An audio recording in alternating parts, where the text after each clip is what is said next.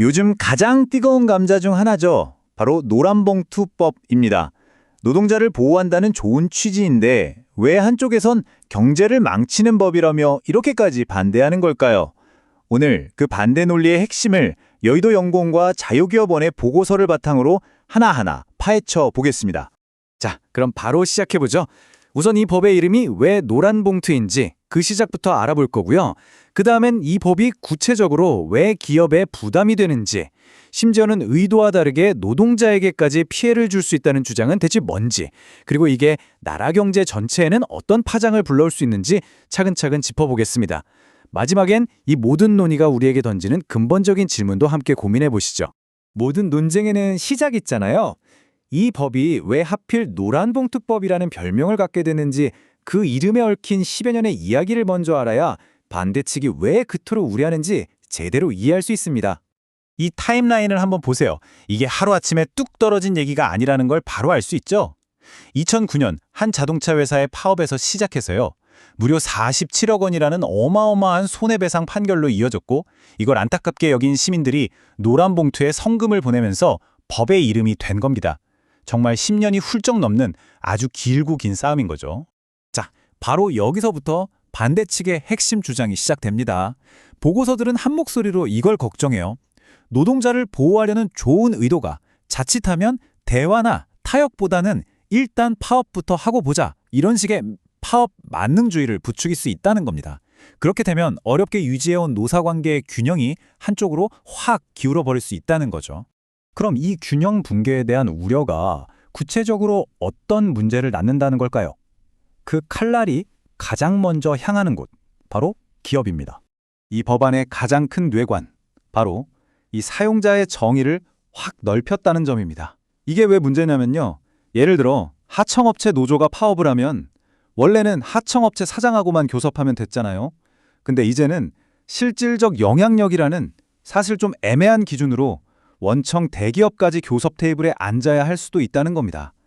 누가 진짜 책임자인지조차 헷갈리는 말 그대로 법적의 안개 속으로 기업들을 밀어넣는 셈이죠. 그 결과가 바로 이겁니다. 비용 증가의 3단 콤보죠. 첫째, 이 경우에 우리 회사가 사용자인가 이걸 알아봐야 하니 정보 비용이 들고요. 둘째, 교섭 상대가 갑자기 늘어나니까 협상이 복잡하고 길어지겠죠? 이게 협상 비용. 마지막으로 파업을 해도 손해배상 부담이 줄어드니 갈등이 더 쉽게 생기겠죠? 여기서 오는 분쟁 해결 비용까지. 기업을 옥죄는 악순환이 시작된다는 게 반대측 주장입니다. 자, 여기서부터가 정말 흥미로운 지점입니다. 이 법이 원래 돕고자 하는 대상, 바로 그 노동자들이 오히려 피해를 볼 수 있다는 주장이거든요. 이게 대체 무슨 말일까요? 보고서들은 이 법이 의도치 않은 역설, 그러니까 모순을 낳을 거라고 경고합니다. 마치 시소처럼요. 이미 힘이 센 거대 노조는 더 큰 목소리를 내게 되지만 정작 보호가 더 절실한 비정규직이나 중소기업 노동자들은 협상 테이블에서 밀려날 수 있다는 겁니다. 결국 노동자라는 이름 아래서 그들 사이의 격차만 더 벌어지는 소위 그들만의 리그가 될 수 있다는 아주 뼈아픈 지적이죠. 자, 이제 시야를 좀 더 넓혀보겠습니다. 이 나비 효과가 개별 기업이나 노동자를 넘어서서 우리 경제 전체에는 어떤 파장을 불러일으킬 수 있다는 걸까요? 핵심 주장은 이겁니다.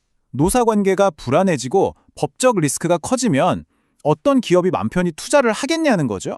이건 국내 기업뿐만 아니라 외국인 투자자들도 마찬가지일 거고요.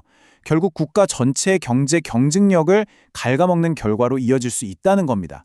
한 보고서에 나오는 이 엎친 데 덮친 격이라는 표현이 지금의 우려를 잘 보여주는 것 같아요. 가뜩이나 지금 미국의 관세 정책이다, 기술 경쟁이다 해서 경제가 어려운데 이런 입법 부담까지 더하는 건 말 그대로 이미 힘든데 더 큰 짐을 지우는 격이라는 거죠. 자, 지금까지 반대 측이 기업과 경제에 미칠 영향을 어떻게 보고 있는지 쭉 살펴봤습니다. 그렇다면 이 모든 주장을 종합한 최종 결론은 무엇일까요? 요약하자면 오늘 살펴본 보고서들의 주장은 명확합니다. 이 법은 파업을 너무 쉽게 만들고 기업을 예측 불가능한 위험에 빠뜨리며 노동자들 사이의 갈등을 부추기고 결국 국가 경제의 발목을 잡는다. 그렇기 때문에 반드시 폐기되어야 한다는 겁니다. 그래서 보고서들의 결론은 아주 단호합니다. 우리가 지금까지 살펴본 여러 리스크들을 근거로 이 법안을 반시장적 경제 악법으로 규정하고 국회에서 부결시켜야 한다. 이것이 이들의 최종적인 권고입니다. 이 모든 논의의 끝에서 우리는 결국 하나의 거대한 질문 앞에 서게 됩니다. 노동자의 권리를 지키는 것과 기업이 자유롭게 일자리를 만드는 것. 이 두 가지 중요한 가치는 정말 항상 하나를 선택하면 다른 하나는 포기해야만 하는 그런 제로섬 게임인 걸까요? 여러분의 생각은 어떠신가요?